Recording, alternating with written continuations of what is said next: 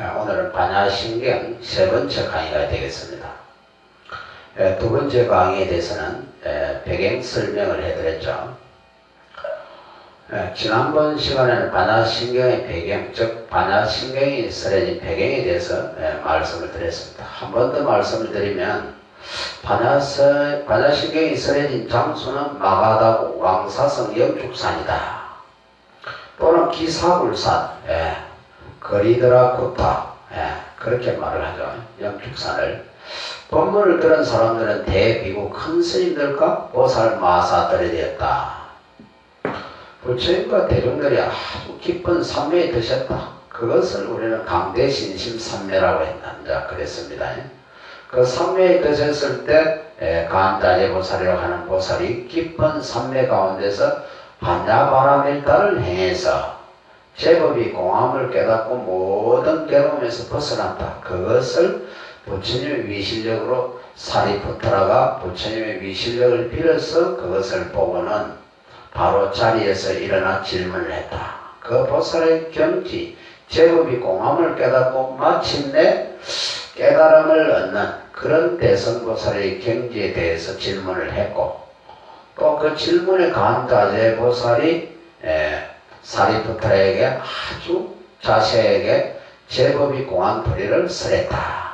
이 설법이 끝나자 부처님께서 삼매에서 깨어나셔서 간자재보살 사리푸트라를 칭찬하며 바로 지금 설한 법이 진리 그대로다 이렇게 증명해 주셨다. 이 자리에 참여한 모든 사람들이 이 법문을 듣고 크게 깨닫고 크게 기뻐하고 이 법을 이 세상에서 널리 전하리라 하고 말씀하시며 발심을 했다. 이런 내용입니다. 그러니까 이 경의 주인공이 누구냐? 간자재보살입니다. 소성에서 또는 성문정각성에서 가장 지혜롭다고 하는 지혜제일 사리푸트라가 대성보살인 간자재보살에게 대성사상에 대해서 질문을 했고, 이 간세음보살님께서 대성의 공사상에 대해서 법을 설하셨다. 이런 형식이 필요했다 이 말입니다. 이것이 역사적 사실인가? 이것은 별도의 논의가 필요합니다. 불교에서는 이것이 역사적 사실이다. 그러나 소성불교에서는 이것은 역사적 사실이 아니다. 이런 논란이 있다. 그러나 우리는 그것이 중요한 게 아니다. 이 설법의 내용, 그것이 무엇인가, 누가 말했느냐, 역사적 배경이 어떠냐, 이것은 학문하는 사람들에게 필요한 일이고, 우리에게 필요한 것은 이 내용이 우리에게 얼마나 유익한 내용인가, 우리를 진정으로 행복을 이끄는가, 이런 관점에서 우리는 봐야 합니다. 그러면 오늘부터는 이제 본문에 한번 들어가 보도록 해보겠습니다. 첫 번째 문장입니다. 간자재보살 행신반야 바라밀다시 조견오옹계공 도일체고에. 전체 문장에서 이 문장이 제일 중요합니다. 소위 우리가 글을 쓸 때 말하는 두 글씩에 속한다. 가장 핵심적인 내용이 첫 문장에 나와 있습니다. 이 문장에서 주어가 누구입니까? 간자재보살입니다. 간자재보살이 간세음보살이 이 말입니다. 무엇을 했나? 반야바라밀다를 행했다. 깊이 반야바라밀다를 행했다. 그러니까 소성보살이 주인공이 대성보살입니다. 성문정각성이 아니고 대성보살이 이 가운데 간자재보살이 수많은 수행법이 있는데 어떤 수행법을 닦았느냐? 바라밀 수행법을 닦았다. 그 바라밀 수행법 가운데서 반야바라밀다를 행했다 이 말입니다. 이렇게 수행전제를 해서 반야바라밀다를 행해서 어떻게 됐느냐? 깨달았다 이 말입니다. 뭘 깨달았느냐? 제법이 공한 도리를 깨달았다. 이게 조견오옹 경옥이다. 오온이 모두 공하다는 것을 비추어 보았다. 오온이 모두 공하다는 것을 깨달았으니 어떻게 되느냐? 이겁니다. 모든 괴로움이 사라져버렸다.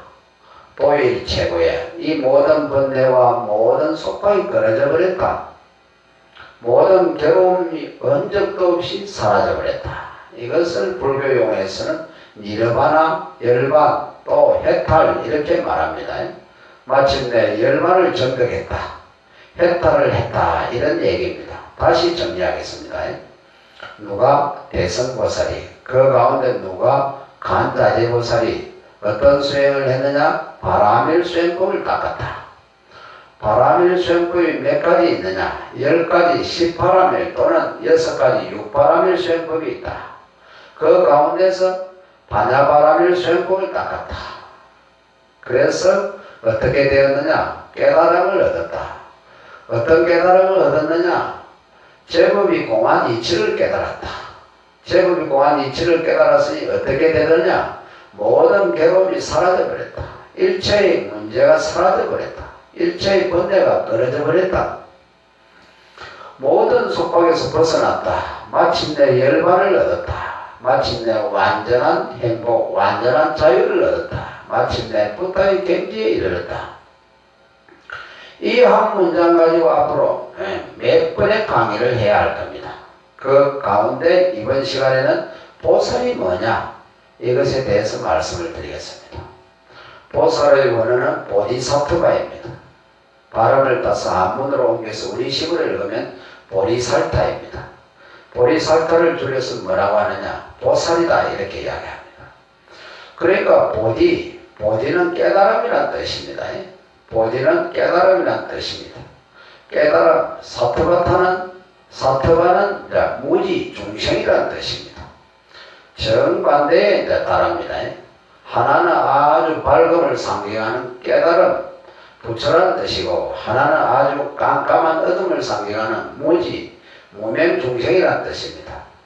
이 두 개가 합해지는 의미입니다. 보디사트바, 부처가 중생은 별개라고 생각했어요. 근데 부처와 중생이 둘이 아니다. 하나다. 보디사트바 앞에 그 앞에 것을 수식으로 하면 어떻게 되겠어요?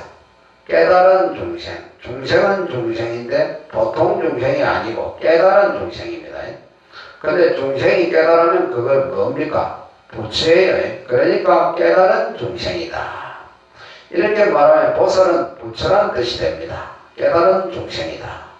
중생을 좀 힘있게 발음하면 뭐가 됩니까? 깨닫긴 깨달아도 아직은 중생이다. 이런 말이 됩니다. 그러니까 중생으로부터 부처에 이르는 그 중간에 있는 사람을 보디사트바, 보살이라고 할 수가 있습니다. 중생으로부터 첫 발을 디딘 보살, 보살의 길에, 깨달음의 길에 처음 발을 내디딘 보살을 우리가 초발신 보살이라 그럽니다. 초발신 보살은 그의 중생이나 다를 바가 없다. 그런데 점점 정제를 해서 그의 부처에 이르기 직전까지 왔다. 그래도 보살입니다. 네. 그런데 이건 말은 보살이지만 거의 부처의 다름입니다. 그래서 보살은 이렇게 범위가 넓습니다. 그래서 하암경에서는 이 중간 단계 이 보살을 52단계로 나누어서 설명을 하고 있습니다.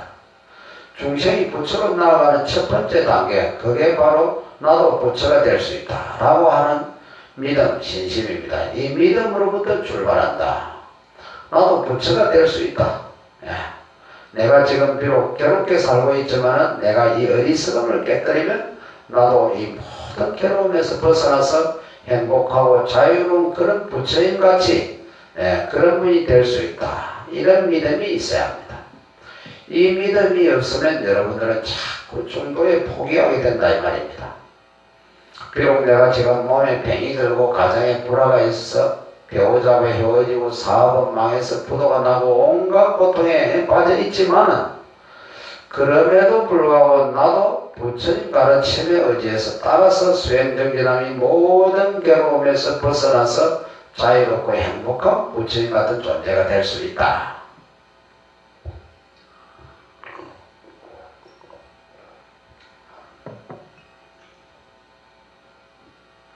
열반과 해탈을 얻을 수가 있다.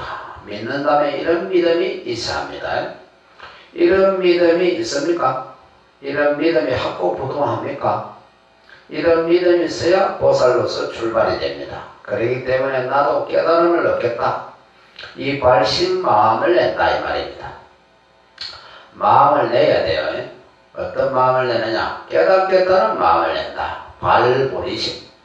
어떤 깨달음을 얻겠다고 마음을 내느냐? 바라녹다나 선맥삼보리심 최상의 깨달음, 완전한 깨달음을 얻겠다고 마음을 낸다. 이를 보디사트바 보살이라고 말합니다. 건강경에서는 선남자 선녀이 발안옥다나 선맥삼보리심을 내면 그를 곧 뭐라고 하느냐? 보살이라고 한다. 선남자 선녀이 발안옥다나 선맥삼보리심 한자 또는 발보리심 한자 즉 보살이다. 그러니까 다시 정리하면 나도 부처가 될 수 있다는 믿음, 그래서 나도 깨달음을 얻겠다고 하는 마음을 확 내야 된다. 그렇지 않고 나는 늘 괴롭다고 수렁 속에 빠진 사람들처럼 자기 신체를 한탄하고 이렇게 웅크리 들어있으면 영원히 이 고통의 바다의 육도를 윤회할 뿐이다. 비록 내가 지금 이 고통에서 빠져있지만 내가 이 고통에서 벗어나겠다. 이렇게 마음을 내야 된다. 오늘 우리가 여기서 이제 알아야 할 것은 여기 깜깜한 어리석음에 빠져있는 온갖 것에서 속박받고 있는 어리석은 중생이 있다. 중생의 특징은 무지, 어리석음이다. 무지로 인해서 나타난 결과는 고통이다. 그 반대편에서 아주 밝은 깨달은 자유롭고 행복한 이런 세계가 있다. 이것이 바로 부처의 세계다. 부처의 특징은 밝은 깨달음, 그로 인해서 나타난 결과는 괴로움이 없는 행복, 속박이 없는 자유, 이렇습니다. 바로 이 중생이 부처의 길로 나아간다. 나아가는 길에 있는 자를 보디사트바 보살이라고 한다. 출발점에서 종착점에 이르는 이 과정에서 하엄경에서는 52단계로 나눈 설명을 한다. 오늘 여러분들은 어느 지점에 와 있습니까? 출발은 하셨습니까? 출발 안 하셨겠죠? 예, 그러면 이제 여러분들이 어디쯤 왔나를 점검을 해보시면 이제 뒤로 돌아보면서 나도 여기까지를 올 수 있었구나 하는 데 대해서 여러분들이 자신감을 가져야 됩니다. 희망을 가져야 된다.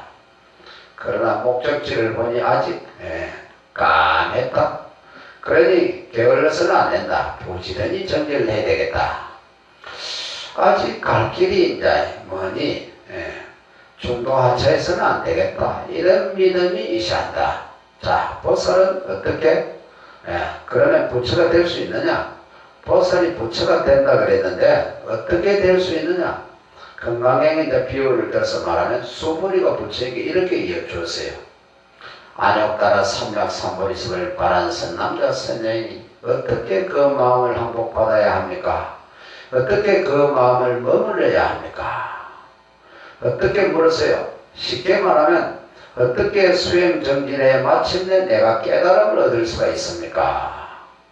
부처가 될 수 있습니까? 이렇게 물었단 말입니다. 이 괴로운 중생이 어떻게 하면 부처를 이룰 수 있느냐? 부처님께서 이렇게 대답을 하셨어요. 일체 중생을 구제하겠다고 마음을 해라.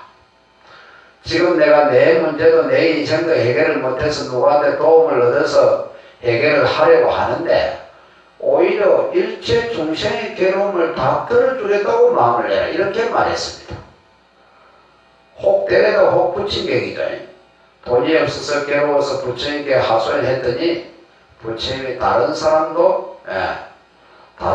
많이 도와주라 그랬습니다. 사랑을 못 받아 괴로워서 하소연 했더니 사랑하라 그랬습니다. 저의 얘기 날 이해해 주지 않는데요. 그러니 너가 그 사람을 이해해 주라 그랬어요. 저를 좀 구제해 주세요.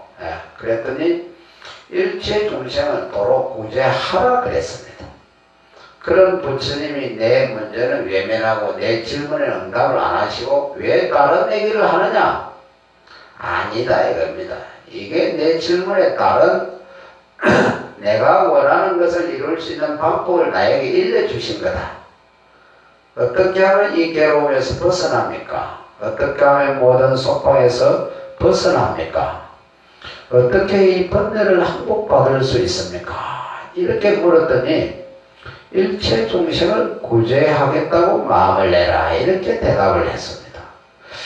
그래서 일체 중생을 다 구제했다 하더라도 사실은 한 중생도 구제를 한 바가 없느니라. 즉 내가 중생을 구제했다는 이 생각까지도 버려라. 내가 중생을 구제하겠다고 마음을 내고 그래서 일체 중생을 다 구제해서 마쳤다 하더라도 내가 중생을 구제했다는 이 생각마저도 없어야 한다.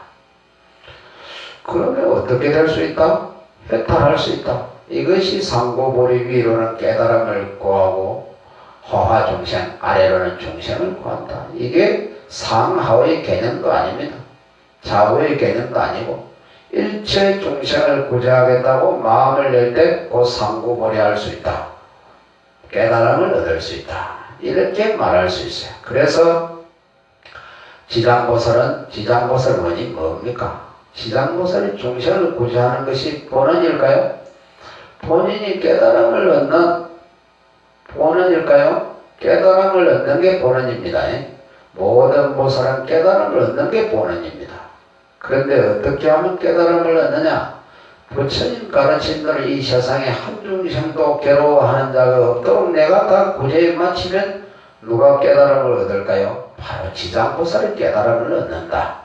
그래서 이 세상에 괴로워하는 중생 가운데 가장 열악하게 어디 있는 중생입니까? 지옥에 있는 중생이라는 거죠. 그 지옥에 있는 중생 한 명도 남김없이 다 구제하면 바로 깨달음을 얻는다. 그러니까 금강경의 내용과 똑같습니다. 그래서 지장보살은 지옥에 한 중생이라도 남아있으면 나는 성불하지 않으리라. 성불하기 싫다는 것이 아니고 보살의 본원은 성불하는 건데 중생을 구제하겠다는 원이 성불 앞에 가 있을 정도로 그 원이 강하다 이 말입니다. 성불하겠다는 원은 포기하거나 바꿀 수 있는 원이 아닙니다. 그 수행자의 절대절명의 원 앞에 그만큼 중생을 구제하겠다는 원이 크다 이 말입니다. 그러면 중생을 구제해야만이 부처를 이룰 수 있다. 이런 논리입니다. 그러니까 지장보살은 중생 구제를 안 하고도 부처를 이룰 수가 있는데 중생이 하도 불쌍해서 중생 구제 다 해주고 부처를 이루겠다. 이런 뜻입니다. 한 중생이라도 지옥에 남아있는 한 부처가 될 수 없다는 즉 한 중생이라도 지옥에 남아있는 한 것을 외면하고는 부처가 될 수 없다. 이런 얘기입니다. 그러니까 지장보살은 중생을 위해서 뭐 합니까? 수행삼 합니까?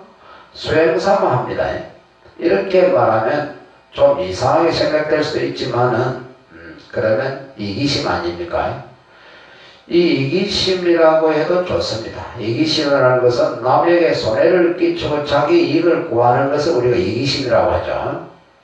지장보살이 성불하겠다는 이 마음이 남을 해치는 겁니까? 아니면 남을 이익을 주는 겁니까? 남의 이익을 주는 거죠. 그러면 중생을 위해서 중생을 구제하겠다는 것하고 내가 수행을 위해서 중생을 구제하겠다는 것하고 차이가 뭘까요?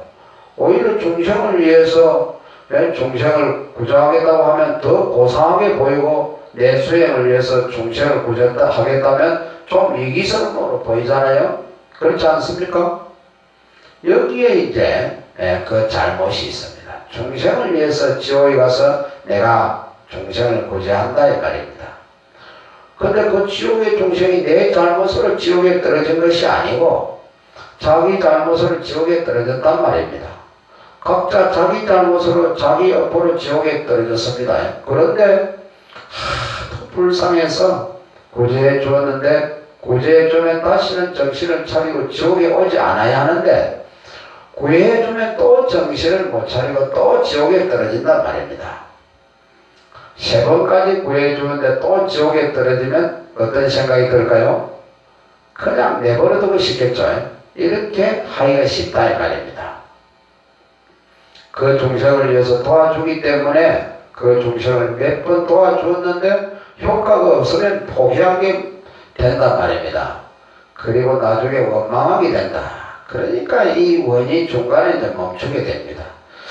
근데 이제 10번 구해주니 10번 떨어지고 100번 구해주니 100번 떨어진다. 그래서 그 중생을 구제해야 내가 성불할 수 있다면 그 중생 구제는 내 일입니까? 중생을 위하는 일입니까? 바로 내 일이라는 겁니다. 내 일이니까 도로 짜증낸다? 내 일을 방해하니까 이렇게 생각하는 것은 우리의 중생심이고 바로 내 일이다. 이 말 속에는 중생을 원망하는 마음이 없다. 그가 업을 짓고 지옥에 떨어지는 것은 누구의 일이고? 그분의 일이고 그 고통받는 중생을 구제하는 일은 나의 일입니다. 나는 다만 구제할 뿐입니다. 그 어떤 바람을 가지고 하는 게 아니고 다만 나는 구제할 뿐이다. 그러니까 여기 이제 보살의 원은 끝이 없다. 이것이 보살의 수행입니다. 다시 이 단어를 가지고 설명을 해보면, 자, 여기 깜깜한 중생이 하나 있고 이쪽에 아주 밝은 부처가 있다고 합시다. 근데 이 중생과 부처 사이에 보디사트바 보살이 있단 말입니다. 보디니까 한쪽은 밝고 사트바니까 한쪽은 어둡다 이 말입니다. 근데 이 밝은 쪽은 왜 밝으냐? 부처의 광명이 비춰주니까 이제 밝습니다. 그러면 이 어두운 쪽은 왜 어두운가? 중생의 어두움이 비쳐서 어둡다 이 말입니다.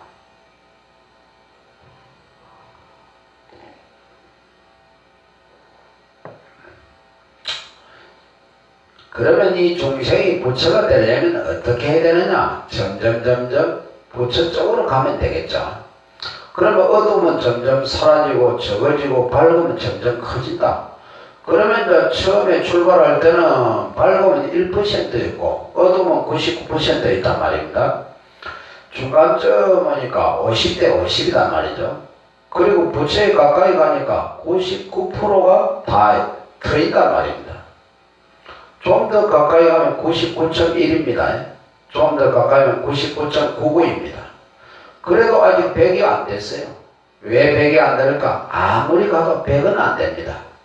이유는 중생의 어둠이 있는 한 이것이 100이 될 수가 없다 이겁니다. 또 반대로 이 보디사트바가 아무리 중생적으로 와도 부처의 강명이 있는 한 제로는 될 수가 없다. 이해하시겠습니까? 즉 빛이 1%다. 더 가까이 가면 0.1이다. 더 가까이 가면 0.01이다. 하지만은 제로는 안 된다. 그래 부처가 있는 한 보디사트바는 중생이 될 수 없고 중생이 있는 한 보디사트바는 부처가 될 수 없다. 이렇게 말할 수 있습니다. 그러니까 부처가 있는 한 여러분은 구제 못할 중생은 되지 않는다. 네. 부처의 씨앗이 있다. 이걸 우리가 불성이 있다. 이렇게 표현합니다. 반대로 이제 중생이 있는 한 보디사트바는 부처가 될 수가 없다. 이렇게 말할 수 있습니다. 그래 보디사트바가 어떻게 해야 부처가 될 수 있겠습니까? 부처가 되기 위해서 부처 쪽으로 갈 것이 아니라 부처가 되기 위해서 성불하기 위해서 어느 쪽으로 가야 된다? 중생세계로 가서 한 중생도 없이 다 소멸해버리면 보디사트바는 어떻게 될까? 부처가 된다 이 말입니다. 이 용어에 대하여 이해하시겠습니까? 그러니까 이런 사상을 갖고 이런 관점을 갖고 수행정진하는 자를 일러서 뭐라고 하느냐? 보디사트바라고 합니다. 그러니까 이 대성보살은 이런 이념, 이런 관점을 갖고 있는 사람들입니다. 그러니까 중생구제를 핵달의 방편으로 삼는 것입니다. 그러니까 수행처를 숲속이나 깊은 산속을 택하지 않고 고통받는 중생이 있는 곳을 자기 수행을 도량으로 삼는다. 그래서 지장보살은 지옥의 수행도 도량으로 삼고 간생보살은 사바세계를 수행을 도량으로 삼는다. 무량수경에 보면 법장비구라고 하는 한 수행자가 그 당시에 부처님께 중생들이 너무 고통스럽게 사는 게 너무 가슴이 아파서 부처님께 중생들이 다 행복하게 살 수 있는 그런 세계를 만들어 주십시오 하고 부처님께 이제 청을 했더니 부처님께서 너가 해봐라. 그런 세계를 너가 만들어라. 그러면 신심이 없는 자는 아이고 부처님 제가 어떻게 합니까? 하고 이제 말하는데 신심이 있는 자는 네 알겠습니다. 이렇게 대답을 합니다. 그리고 질문을 해야 됩니다. 제가 어떻게 하면 되겠습니까? 방법을 이제 물어야 합니다. 이거야 그래서 부처님께서 신통력으로 이 우주 공간에 있는 10만억 세계를 보여주시다 이겁니다.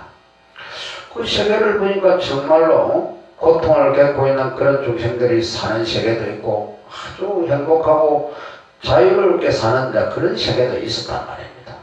그걸 다 이제 보시고는 부처님이 됐습니다. 그리고 그 세계 중에서 48가지 원을 세운 겁니다. 이러이러한 고통은 없는 세상을 만들겠다. 이러이러한 좋은 것은 있는 세상을 만들겠다. 이렇게. 그래서 이제 거기에 신체장애가 없는 세상, 여성이라고 차별이 없는 세상, 전쟁이 없는 세상, 이렇게 온갖 원을 만들었단 말입니다. 이게 48대원입니다. 그렇게 해서 그 목표를 달성하기 위해서 끊임없는 수행정진을 세세생생에 다급생각을 했다 이 말입니다. 그래서 마침내 그 세계를 이루었다. 그 세계를 이루자 그는 꼭 부처가 되었다. 그러니까 그 세계를 이루자 부처가 되었다고 하니까 보디사트바의 원리하고 똑같죠. 중생을 다 소멸해 성불할 수 있다. 이런 말입니다. 그런 자의 정토 세계를 이루니까 그가 부처가 되었다. 성불했다. 그 정토 세계를 극락정토라 그럽니다. 수많은 정토가 있는 중에도 그 중에서 제일 좋은 정토다. 극락정토다. 그러자 부처가 되었는데 그 부처님 이름이 아미타 부처님이시다. 그래서 우리가 극락세계 아미타불을 말한다. 어떻게 우리가 그곳에 갈 수가 있습니까? 그 길을 가는 방식이 좀 쉬워야지 너무 어려우면 못 가지 않습니까? 그래서 목숨이 끊어지기 전에 간절한 마음으로 몇 번만이라도 그곳에 가겠다는, 그곳에 나겠다는 간절한 마음으로 아미타불을 불러야 한다. 그러면 그곳에 날 수 있다. 나쁜 짓 많이 하고 살다가 죽기 전에 10번만 부르면 거기 납니다. 어떻게 생각하면 쉽지만은 쉽지가 않습니다. 평생을 지극정성으로 아미타불을 불러도 똘부리에 탁 넘어지면은 아미타불이 안 나오고 야 엄마야 이렇게 나와요. 그런데 똘부리에 딱 넘어질 때가 급해요. 숨 넘어갈 때가 급해요. 숨 넘어갈 때가 더 급하겠죠. 그러니까 아미타불이 입에서 나오겠습니까? 안 나와요. 그 10번만을 부른다는 것은 정말로 간절해야 됩니다. 돌불에 차에 넘어지거나 재산이 다 날아가거나 어떤 경우에도 이것이 뭐가 나와야 된다? 나무 아미타불. 아무리 좋은 일이 생겨도 어떻게 하지 않고 나무 아미타불. 아무리 괴로워도 사람이 죽어도 오늘 병원에 갔는데 암 검사를 했더니 암이라고 판명이 났어요. 뭐라고 하느냐? 나무 아미타불. 이렇게 할 수 있어야 됩니다. 그래도 숨 넘어갈 적에는 아미타불이 안 나올 수가 있다 이 말입니다. 근데 우리가 지금 부르는 연불, 이 연불이 아닙니다. 노래지요. 그저 기분 좋으면 부르고 기분 안 좋으면 안 부르고 답답하면 부르고 좀 살만하면 또 안 부르고 그건 이제 수행이 아닙니다. 그냥 여가로 하는 거지. 그럼 이런 법장 비고의 서원 48대원 극락세계 아미타불 이런 것도 다 대성수행 원리에 의해서 경전이 설해져 있습니다. 그러니까 우리가 잘 알고 있는 건강경에 수고리가 부처님께 물었을 때 부처님께서 하신 그 말씀의 원리 어떻게 해야 이 마음을 항복받아오리까 했을 때 일체 중생을 구제하겠다고 마음을 내라. 일체 중생을 구제해서 마쳤다 하더라도 한 중생도 구제를 얻은 바가 없다 하라. 여러분들이 아침에 얼마나 세수하고 목욕하고 바깥에 나와서 야 내가 오늘 목욕했다 이렇게 자랑합니까 안 합니까? 안 하죠. 내 세수했는데 뭐 줄래 이렇게 안 하죠. 그런데 가끔 어린애는 그렇게 해와. 엄마한테 내 세수했는데 엄마 뭐 줄 거야 이렇게 물어요. 어리석기 때문에 그래요. 어리다는 것은 어리석기 때문입니다. 어른은 그런 사람 없죠? 왜 이건 누구의 일입니까? 내 일입니까? 남의 일이면 대가를 바랍니다. 내 일은 대가가 없어요. 보살은 중생구제하는 일이 자기 일이기 때문에 누구를 위해서 하는 일이 아니라 자기 일이기 때문에 아무런 대가를 바라는 바가 없습니다. 여기에 세수했다 이런 생각 없는 것처럼 매일매일 세수하지만은 내가 세수했다, 매일매일 숨쉬지만은 나 오늘 숨쉬었다 이런 얘기 안 하듯이 보살은 중생을 구제하되 내가 중생을 구제했다 이런 말 안 합니다. 이런 생각도 안 합니다. 이렇게 우리가 정지를 해야 마침내 깨달음을 얻을 수 있다. 여러분들이 보살이라고 불리고 있잖아요. 보살이라는 수행법이 바로 이런 수행법이다 이겁니다. 이런 관점을 갖고 문제를 해결하는 것이 대선보살의 바람일 수행법입니다. 이걸 분명히 알고 이제 정지를 해 나가야 한다. 예, 오늘은 여기까지 하겠습니다. 다음 시간에 뵙도록 하겠습니다. 성불해 주시오.